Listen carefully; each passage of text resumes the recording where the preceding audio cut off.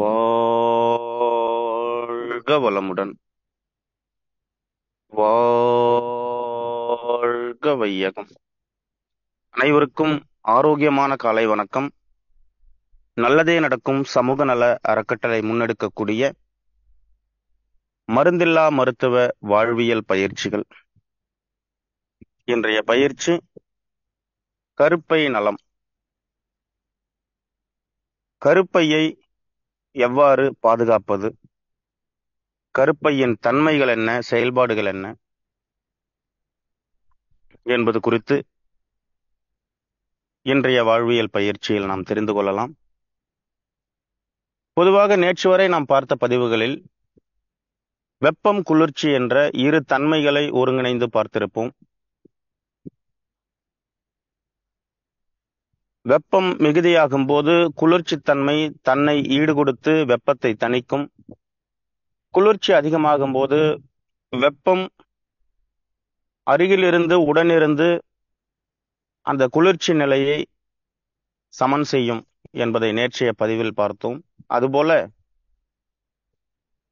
ஆண் பெண் என்ற இரு உடல்களை பிரித்து பார்க்கும்போது ஆண் உடல் குளிர்ச்சியானது, விதைப்பை மிதமான வெப்பமானது. பெண் உடல் வெப்பமானது, கருப்பை முழுவதும் குளிர்ச்சியானது.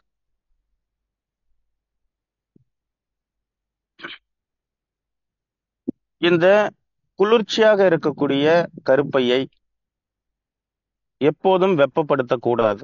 நிலமானது ஒரு குளிர்ச்சி தன்மையில் இருந்தால்தான் அந்த நிலத்தில் விதையிட்டால் விதை முளைக்கும், வளரும். நிலத்தை வெப்பப்படுத்தி விட்டால் அந்த வெப்பமான நிலத்தில் விதைகள் முளைக்காது, வளராது. எனவேதான் வறட்சி நிலையில் இருக்கக்கூடிய ஒரு நிலத்தில் விதைகளை தூவினாலும் உடனடியாக நீர் பாய்ச்சி அந்த நிலத்தை குளிர்ச்சிப்படுத்துவார்கள். இங்கு கருப்பை என்பது நிலம் போன்றது, விதைப்பை என்பது விதை போன்றது. இதுதான் உண்மை. நிலமும் விதையும் தரமாக இருந்தால் அங்கு காடுகள் முளைவதை, வளருவதை யாராலும் தடுக்க முடியாது. இந்த அடிப்படையில் குளிர்ச்சியான கருப்பையை எவ்வாறு பாதுகாப்பது, அதை நாம் எவ்வாறு பார்த்து கொள்ள வேண்டும், இன்றைய காலகட்டத்தில் அதை நாம் எவ்வாறு பாதுகாத்து கொள்கிறோம் என்ற ஒரு புரிதல் நமக்கு இருந்தால் உடல் ஆரோக்கியம் என்பது இன்னும் மேன்மையாக கிட்டும். பொதுவாக குழந்தை பருவத்தில், ஒரு பெண்ணாக பிறந்த குழந்தை பருவத்தில் கருப்பை என்ற ஒரு உறுப்பு உண்டு, ஆனால் அதற்கு வளர்ச்சி இல்லை. ஒரு பருவம் வந்த பிறகு உடலில் சுரக்கக்கூடிய சுரப்புகள், ஹார்மோன்ஸ் மாற்றத்தின் வெளிப்பாடாக அந்த கருப்பை வளர்ச்சி அடைய துவங்கும். அதன் வெளிப்பாடுதான் பூப்பொய்வது. பெண் குழந்தை பெரிய மனுஷி, பெரிய பெண் ஆகுவது. இதை ஊர் மக்களுக்கு தெரிவிப்பதற்காகத்தான் மஞ்சள் நீராட்டு விழா, இது போன்ற சடங்குகளை ஏற்பாடு செய்யப்படுகிறது. நாள் முழுவதும் குளிர்ச்சி தன்மையில் இருக்கக்கூடிய கருப்பை ஒரு சில காலகட்டங்களில் வெப்பத்தன்மைக்கு மாறுகிறது. இந்த கருப்பையின் தன்மை என்ன, அது என்ன செய்து கொண்டுள்ளது என்று பார்த்தால், உடலில் சினைப்பை என்ற ஒன்று உள்ளது. சினைப்பையில் கோடிக்கணக்கான சினை முட்டைகள் பிறக்கும் போதே, பெண்ணாக பிறக்கும் போதே கோடிக்கணக்கான சினை முட்டைகளை இந்த இயற்கை உருவாக்கி படைத்து அனுப்புகிறது. ஒரு குறுகிய காலகட்டம் வந்த பிறகு பூ பெய்யக்கூடிய அந்த நிலை வரும்போது அதில் பல்லாயிரக்கணக்கான லட்சக்கணக்கான சினை முட்டைகள் கரைந்து உறைந்து உதிரமாக வெளியேறி அடையாளப்படுத்துகிறது. இதுதான் அனைத்து பெண் குழந்தைகளின் வாழ்விலும் நடக்கக்கூடிய ஒரு நிகழ்வு. அதன் பிறகு மாதம் ஒரு முறை அல்லது இருமுறை அந்த சினை முட்டைகள் சினைப்பையிலிருந்து வெளியேறி கருப்பையை நோக்கி நகரத் துவங்கும். இந்த சினை முட்டைகள் சினை கொள்வதற்கான சூழல் ஏற்படவில்லை என்றால் அந்த சினை முட்டைகள் கரைந்து உருகி உதிரமாக வெளியேறுகிறது. இதுதான் மாதவிலக்கு சுழற்சி என்று பெயரிடப்பட்டு இன்றைய காலகட்டத்தில் பெண்கள் அவதிப்பட்டு கொண்டிருக்கிறார்கள். நமது முன்னோர்கள் காலகட்டத்தில் அந்த நாட்களை பெண்கள் கொண்டாடி மகிழ்ந்தார்கள். ஒரு நிகழ்வை கொண்டாடி மகிழ்ந்த அதே நிகழ்வு இன்று அவஸ்தைக்குள்ளாவதற்கான காரணங்கள் என்ன? அந்த கருப்பையின் மீது என்னென்ன தாக்குதல்கள் நடத்தப்பட்டிருக்கிறது? அந்த கருப்பைக்கு எவ்விதமான பாதிப்புகள் ஏற்பட்டிருக்கிறது என்று பார்த்தோமேயானால், பொதுவாக பெண்ணின் உடலானது மிதமான வெப்பத்தன்மையும் கருப்பையானது குளிர்ச்சி தன்மையும் கொண்டது. ஆனால் இந்த மாதவிலக்கு காலகட்டங்களில் என்ன நிகழும் நடக்கும் என்று பார்த்தால், குளிர்ச்சியாக இருக்கக்கூடிய அந்த கருப்பை கூட வெப்பமடைகிறது. காரணம், இந்த சினை முட்டை சினைப்பையிலிருந்து வெளியேறி கருப்பையை நோக்கி வந்த சினை முட்டை அந்த கருப்பையின் உள்பகுதிகளில் கரைந்து தேங்கி இருக்கும். நீண்ட நாட்களாக தேங்கி இருக்கக்கூடிய அந்த சினை முட்டை கழிவுகளை உடலை விட்டு நீக்க வேண்டும், அந்த கருப்பையை விட்டு நீக்க வேண்டும். எனவே ஒரு மிதமான வெப்பத்தை ஏற்படுத்தி அந்த வெப்பத்தின் வழியாக அந்த தேங்கி இருக்கக்கூடிய அந்த கழிவுகளை கரைத்து வெளியேற்றக்கூடிய ஒரு வேலையை உடல் செய்கிறது. கருப்பை என்பது ஒரு ஆலயம், ஒரு கோவில். கோவில் என்று சொல்வதை விட கோவிலின் கருவறை, இதுதான் கருப்பை. ஒரு கோவிலில், ஒரு ஆலயத்தில் அந்த மூலஸ்தானம் என்று சொல்லக்கூடிய அந்த கருவறை எந்த அளவிற்கு புனிதமாக இருக்கும், எந்த அளவிற்கு தூய்மையாக இருக்கும் என்று நம்மால் பார்க்க முடியும், கணிக்க முடியும் கோவிலை.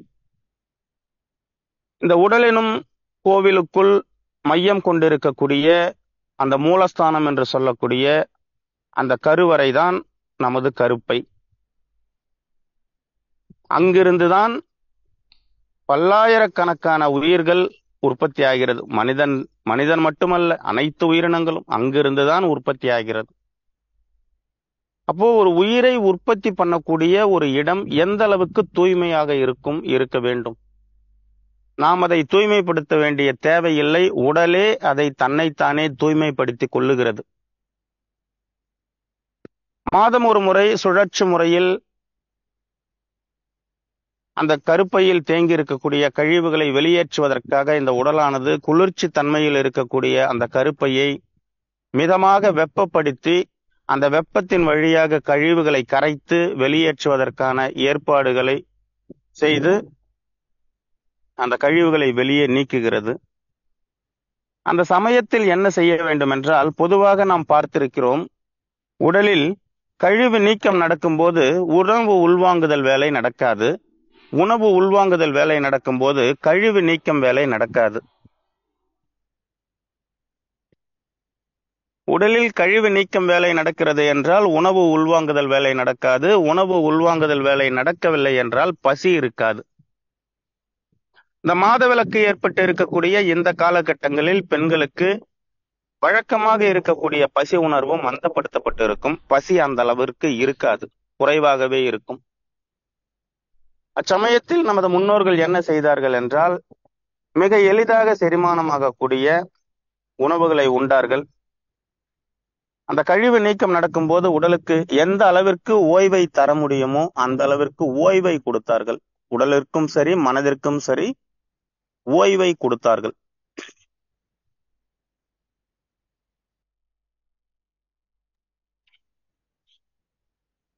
முழுமையாக ஓய்வில் இருக்க வேண்டிய காலகட்டம் அந்த 3 to 5 நாட்கள். இந்த ஓய்வில் இருக்கும்போது என்ன நடக்கும் என்றால், அந்த பகுதியில் தேங்கி இருக்கக்கூடிய கழிவுகள் மட்டுமல்லாமல், உடலில் தேங்கி இருக்கக்கூடிய ஒட்டுமொத்த கழிவுகளையும் உறிஞ்சி கருப்பை வழியாக வெளியேற்றக்கூடிய ஒரு வேலையை இந்த உடல் செய்கிறது. ஏனென்றால் காரணம், கழிவுகளை நீக்குவதற்கான ஒரு வாய்ப்பு அந்த உடலுக்கு அந்த சமயத்தில் கிடைத்திருக்கிறது. அப்போ உடலை தூய்மைப்படுத்தக்கூடிய ஒரு வேலையை உடல் செய்து கொண்டிருக்கும் போது நாம் என்ன செய்ய வேண்டும் என்றால், உடலுக்கு ஒத்துழைப்பு தர வேண்டும். முடிந்த அளவிற்கு ஓய்வெடுக்க வேண்டும். உடலுக்கும் மனதிற்கும் வயிற்றுக்கும் சேர்ந்தார் போல ஓய்வெடுக்க வேண்டும். இன்றைய காலகட்டத்தில் அதுபோல நடக்கிறதா என்று பார்த்தால், பெருவாரியான பெண்களது வாழ்வில் அதுபோல ஓய்வு தரக்கூடிய சூழல் இன்றைய காலகட்டத்தில் இல்லை. ஆனால் ஒவ்வொரு பெண்ணின் மனமும் எதிர்பார்க்கும், ஏங்கும், இந்த நாட்களிலேயாவது எனக்கு ஒரு ஓய்வு கிடைக்காதா? அன்றாடம் நான் பார்க்க வேண்டிய பணிகளை இன்றும் நான் பார்க்க வேண்டுமா? என் உடல் ஒத்துழைத்தால் இப்பணியை நான் எளிமையாக செய்து முடிப்பேன். ஆனால் என் உடல் ஒத்துழைக்கவில்லையே என்று அந்த மனம் ஏங்கும்.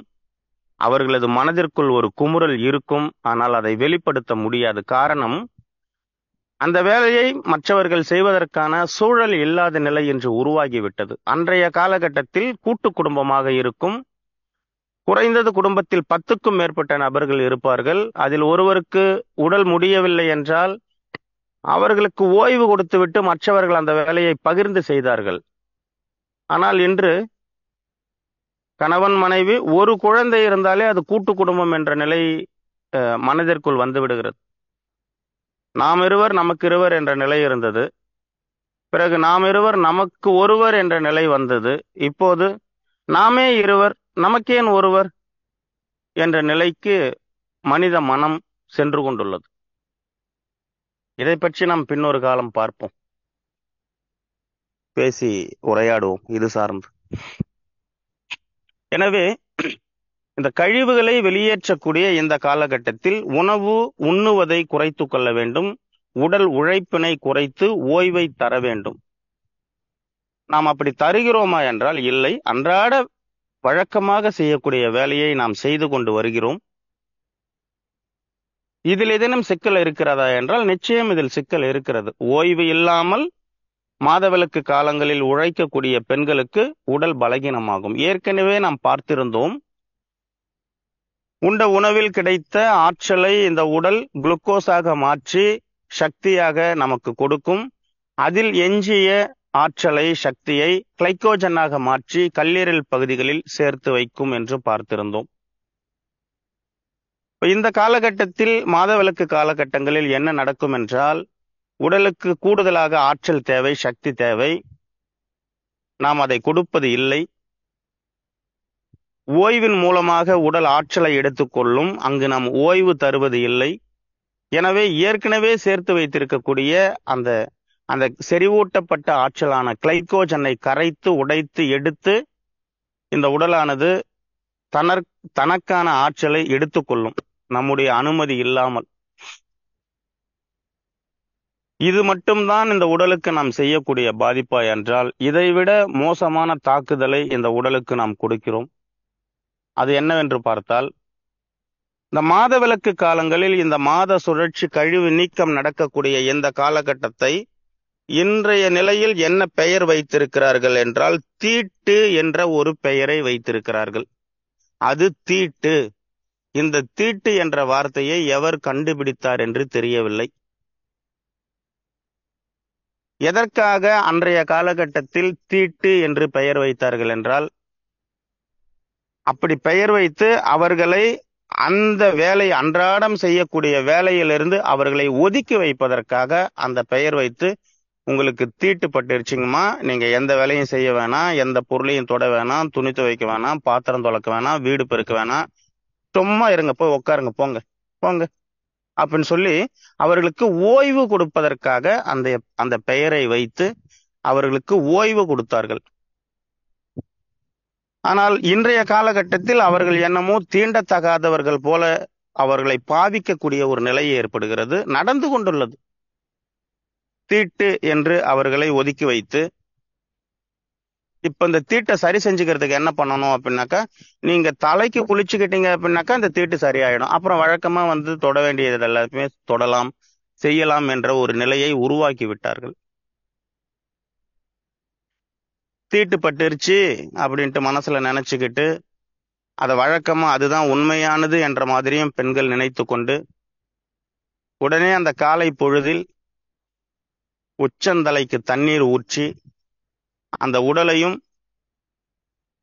ஒட்டுமொத்த உடலையும் குளிர்ச்சி படுத்தக்கூடிய ஒரு வேலையை செய்கிறார்கள்.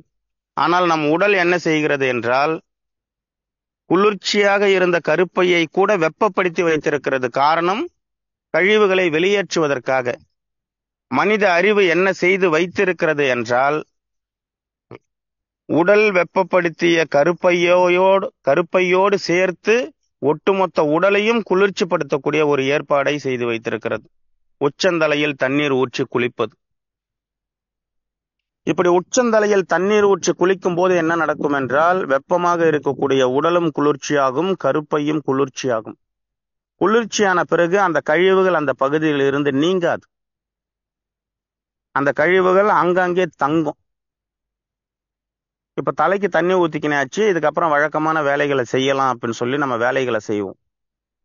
இப்போ இந்த கருவறையில் இருக்கக்கூடிய கழிவுகள் முழுமையாக வெளியேறுவதற்கு முன்பே, அது ஒரே நாள்ல வெளியேறுவது கிடையாது. ஒவ்வொரு உடலை பொறுத்து 2, 3, 5, 7 நாட்கள் வரை வெளியேறக்கூடிய தன்மை கூட இருக்கு. ஆனால் ஒரு முறையான வாழ்வியல் முறைகளை கடைபிடிக்கக்கூடிய பெண்மணிகளுக்கு அதிகப்படியாக 48 மணி நேரத்திற்குள் இது வெளியேறும். ஒரு முறையான வாழ்வியல் முறைகளை கடைபிடிக்கக்கூடிய பெண் பிள்ளைகளுக்கு, பெண்மணிகளுக்கு 28 நாட்களுக்கு ஒரு முறை சுழற்சி முறையில் இந்த கழிவு நீக்கம் நடக்கும். இன்றைய காலகட்டத்தில் அனைவருக்கும் இது சாத்தியமா என்றால் கிடையாது. பெருவாரியான பெண்களுக்கு இதில் இந்த கால இடைவெளியில் மாற்றம் ஏற்படுகிறது. இந்த கழிவு நீக்கம் முழுமை பெறக்கூடிய அந்த 48 மணி நேரத்திலும் மாற்றம் ஏற்படுகிறது. 48 மணி நேரத்தையும் கடந்து அந்த கழிவு நீக்கம் நடந்து கொண்டுள்ளது. அவ்வாறு நடக்கிறது என்றால், நமது உடலில் ஏதேனும் ஒரு தொந்தரவுகளுக்கு இந்த உடல் தயாராகி கொண்டுள்ளது என்று பொருள். உடலை நாம் சரியாக கவனிக்கவில்லை என்று பொருள். அப்போதிலிருந்தாவது நம் உடலை நாம் கவனிக்க வேண்டும். உடல் என்ன சொல்லுகிறது என்பதை நாம் உற்று நோக்க வேண்டும். இப்படி இந்த கழிவுகளை உடல் தானாக வெளியேற்றும் போது மனித அறிவு அதை முழுமையாக வெளியேற்ற விடாமல் அதற்கு தீட்டென்று பெயர் வைத்து உச்சந்தலை நனைத்து குளிக்க வைத்து அந்த கழிவுகளை உடலுக்குள்ளேயே தங்க வைக்கக்கூடிய ஒரு ஏற்பாட்டை செய்கிறோம். இப்போது கழிவுகள் முழுமையாக வெளியேறாமல் கருப்பைக்குள்ளேயே கழிவுகள் தங்குகிறது. இந்த கழிவுகளை இந்த உடல் என்ன செய்யும்? அடுத்த ஒரு மாத சுழற்சி ஏற்படும் போது இந்த தேங்கிய கழிவுகளையும் சேர்த்து வெளியேற்ற வேண்டும். அந்த மாதம் உருவாகி இருக்கக்கூடிய அந்த சினைமுட்டை கழிவுகளையும் வெளியேற்ற வேண்டும். அப்போ கடந்த மாதம் இருந்த கழிவு நீக்கத்தை விட இந்த மாதம் கழிவு நீக்கம் என்பது கூடுதலாக இருக்கும். சில மணி நேரங்கள் இருக்கலாம், சில நாட்கள் கூடுதலாக இருக்கலாம். ஆனால் இந்த மாதமும் நாம் என்ன செய்வோம்? உச்சந்தலை நனைத்து உடலையும் கருப்பையும் குளிர்ச்சிப்படுத்தக்கூடிய ஒரு ஏற்பாட்டை செய்வோம். வழக்கமாக மாதம் மாதம் நாம் தவறாமல் அதை செய்து கொண்டே இருக்கிறோம். மாதம் மாதம் வெளியேற வேண்டிய கழிவு முழுமையாக வெளியேறாமல் கருப்பைக்குள்ளேயே தங்குகிறது. ஒரு பகுதியில் கழிவுகள் தங்கினால், தேங்கினால் என்ன நிலை உருவாகும் என்பதை ஏற்கனவே நாம் பார்த்திருக்கிறோம். அந்த நிலை பெண்களுக்கு உருவாவதற்கு வாய்ப்புகள் அதிகமாகிறது. அதனால்தான் இன்றைய காலகட்டத்தில் பிசிஓடி, ஃபைப்ராய்டு என்று பல பெயர்களில் பெண்கள் அவதிப்பட்டு கொண்டு இருக்கிறார்கள். இது மட்டும்தானா? இந்த அக்கப்போர்கள் மட்டும்தான் மனித உடல் மீது தாக்குதல் நடத்தப்படுகிறதா, செய்யப்படுகிறதா என்று பார்த்தால் இதைவிட மோசமான ஒரு தாக்குதல்களை பெண் பிள்ளைகள் மீதும் பெண்கள் மீதும் நடத்தப்படுகிறது. அது என்னவென்றால், அவர்களது வழக்கமான பணிகளை அவர்கள் தயக்கமில்லாமல் சரியாக செய்ய வேண்டும் என்ற காரணத்திற்காக அந்த கழிவை வெளியேற்றக்கூடிய அந்த காலகட்டத்தில் ஓய்வில்லாமல் அவர்களது வழக்கமான வேலையை உழைப்பின் மூலம் செய்ய வேண்டும் என்று நாப்கின் என்ற பெயரில் இன்று பல்வேறு விதமான ரசாயனங்களை கலந்த பொருட்களை பயன்படுத்தி நாப்கின் என்ற பெயரில் ஒரு பாதுகாப்பு பொருள் ஒன்று தயாரிக்கப்பட்டு இதுதான் பெண்களின் கருப்பையை பாதுகாக்கிறது என்று விளம்பரப்படுத்தி அந்த பொருளை பயன்படுத்த கொடுப்பதின் விளைவு பல்வேறு மோசமான வியாதிகள் பெண்களுக்கு வருவதற்கு அச்சாணியாக காரணமாக அமைகிறது. நமது பாட்டிமார்கள் முன்னோர்கள் என்ன செய்தார்கள் என்று பார்த்தால், முழுமையாக ஓய்வெடுத்தார்கள். சாதாரண பருத்தி துணி இது போன்ற துணிகளை பயன்படுத்தினார்கள். இது நமக்கு வழக்கத்தில் தெரிந்திருக்கும். ஆனால் இன்றைய காலகட்டத்தில் ஏதோ ஒரு நிறுவனம் தயாரித்து கொடுக்கக்கூடிய அந்த நேப்கினை பயன்படுத்துகிறார்கள். பொதுவாக அந்த கழிவு உடலுக்கு தேவையில்லை என்று உடலே வெளியேற்றுகிறது. நேப்கின் பயன்படுத்தும் போதும் என்ன நடக்கிறது என்றால், அந்த கழிவுகள் முழுமையாக வெளியேறினாலும் வெளியேறிய கருப்பைக்கு அருகிலேயே தேங்குகிறது. அந்த தேங்கிய கழிவுகள், அந்த கழிவுகளில் இருக்கக்கூடிய நச்சுத்தன்மை, வெப்பத்தன்மை மீண்டும் கருப்பைக்குள்ளேயே செல்லுகிறது. இதற்கு வேற சினிமா நடிகைகளை வைத்து விளம்பரம் வேறு. மீண்டும் அந்த கழிவுகள் அந்த கருப்பைக்குள்ளேயே செல்லுகிறது. அந்த அந்த வெப்பம் கருப்பைக்குள்ளேயே செல்லுகிறது. முழுமையான கழிவு நீக்கம் என்பது இங்கு இல்லை. எனவே கருப்பையில் பலவிதமான பாதிப்புகள் ஏற்படுகிறது. இது ஒரு நாள் 2 நாட்களில் நடந்து விடுமா என்றால் நிச்சயமாக கிடையாது. பல மாதங்கள், பல ஆண்டுகள் இந்த தாக்குதலை நமது கருப்பை மீது நாம் செலுத்திக் கொண்டே இருக்கிறோம். இதை மாற்றிக்கொள்வதற்கு நாம் என்ன செய்ய வேண்டும் என்றால், முதலில் நாம் நமது உடல் மீது அக்கறை வைக்க வேண்டும். அந்த காலகட்டங்களில் முழுமையாக ஓய்வு எடுக்க வேண்டும். முடிந்தளவுக்கு முழுமையான ஓய்வு. உண்மையில் உடலானது உணவை கேட்காது, உணவை ஏற்காது.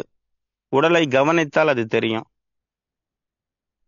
எந்த அளவுக்கு பசி இருக்கிறதோ அந்த அளவுக்கு மிகவும் எளிமையாக செரிமானமாகக்கூடிய உணவுகளை உண்டு முழுமையாக ஓய்வு கொடுத்தோமேயானால் முழுமையான கழிவு நீக்கம் நடக்கும். இப்ப என்ன நடக்குது அப்படின்னாக்கா, இன்றைய காலகட்டத்தில் பெண்களுக்கு ஒவ்வொரு மாதமும் வெளியேற வேண்டிய கழிவுகளை முழுமையாக வெளியேற்ற விடாமல் இந்த நேப்கின் பயன்படுத்தி கொண்டு, உச்சந்தலை நனைத்து குளித்து கொண்டு, பசியை கவனிக்காமல் பசியற்ற நேரத்தில் அனைவரும் வீட்டில் உணவு உண்ட பிறகு சாப்பாடு மீந்து போச்சே, வச்சா வீணா போயிருமேன்ட்டு ஒவ்வொரு நாளும் சாப்பிட்டு உடலை வீணாக்கி கொண்டு, பொதுவாக கவனிச்சு பார்ப்போமே பெண்களுடைய உணவு முறை ஒரு நாள் சுழற்சியில என்ன நடக்குதுன்ட்டு. வீட்டுல கணவன், பெற்றோர்கள், மாமனார் மாமியார் இருந்தார்கள் என்றால் அவர்கள், பிள்ளைகள், இவர்கள் எல்லாருக்கும் உணவு கொடுத்துட்டு உணவு இருக்கும். அதை சாப்பிடலான்னு பார்க்கும்போது ராத்திரி உணவு கொஞ்சம் மீந்து இருக்கும். சரி, இது வீணா போயிருமேன்ட்டு அந்த ராத்திரி உணவை சாப்பிடுவாங்க. இந்த காலையில சூடா சமைச்ச உணவை பெருசா சாப்பிட மாட்டாங்க. இப்ப மீண்டும் மதியம் பசிக்கும், மாலை இரவு பசிக்கும். இந்த நேரத்துல என்ன பண்ணுவாங்கன்னாக்கா எல்லாருக்கும் உணவு பரிமாறுவாங்க. இதற்கு முன் வேளையில் மீதமான உணவை இப்ப அவங்க சாப்பிடுவாங்க. எல்லா வீடுகளிலுமே இது நடக்குது. அத்தி பூத்தார் போல் சில வீடுகளில் இது நடப்பது கிடையாது. அப்ப அந்த சாப்பாடு வீணா போயிருமேன்னு சாப்பிட்டு இன்னைக்கு தாய்மார்கள், பெண்குலம் வீணா போய் கொண்டு இருக்காங்க.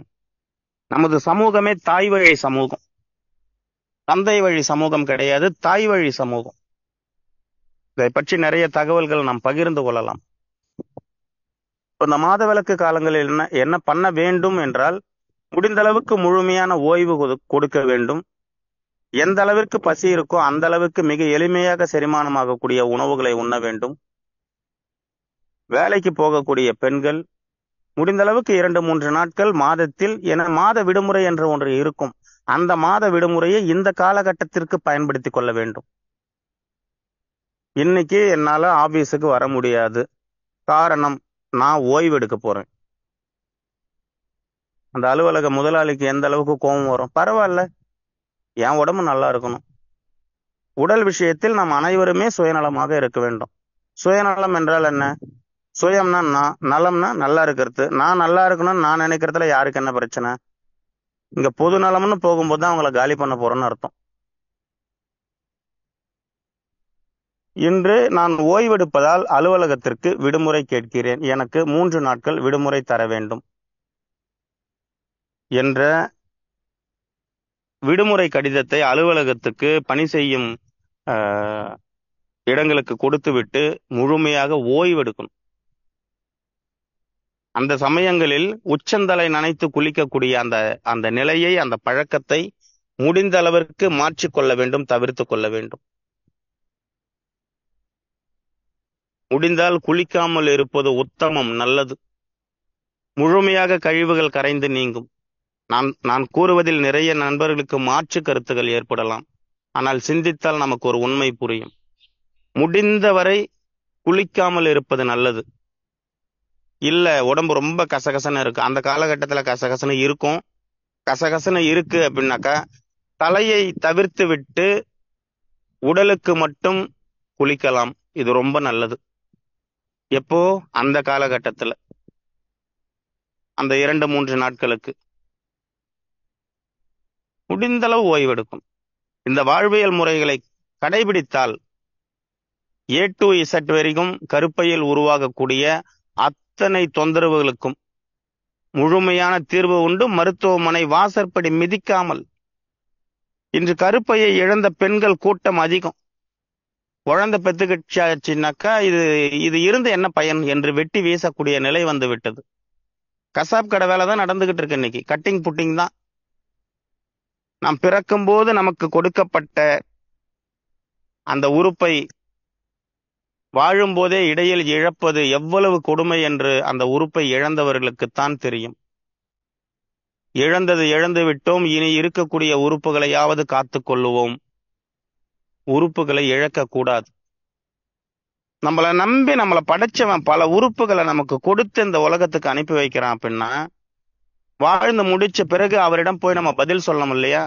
நீங்கள் எனக்கு ஒரு அவதாரம் கொடுத்தீர்கள், அந்த அவதாரத்தை நான் பயன்படுத்த சென்றேன், அனுபவித்தேன், இதோ வந்து விட்டேன், எனது பணி நிறைவடைந்தது என்று நம்ம பதில் சொல்லணும் இல்லையா?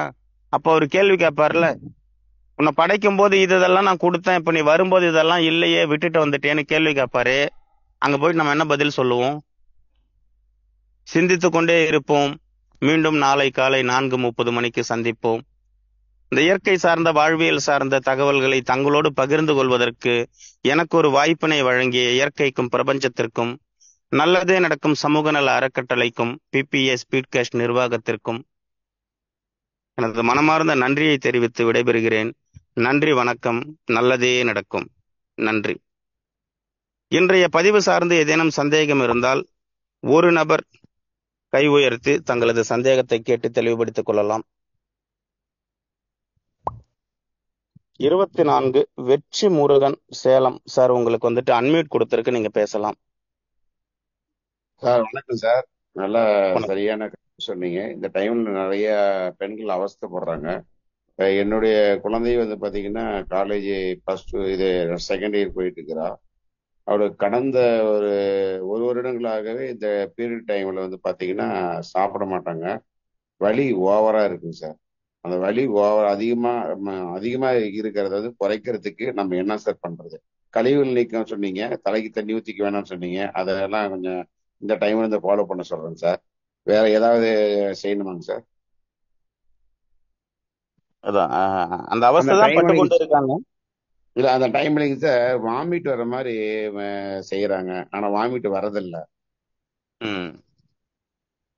உணவை உடல் உணவை ஏற்கல. ஆமாங்க சார். உணவு கொடுத்தோம் அப்படின்னா எகுத்துகழ்ச்சி வர மாதிரி, வாந்தி வர மாதிரி ஒரு உணர்வு ஏற்படுது. இது வந்து உணவு கொடுக்காதன்னு உடல் சொல்லுது.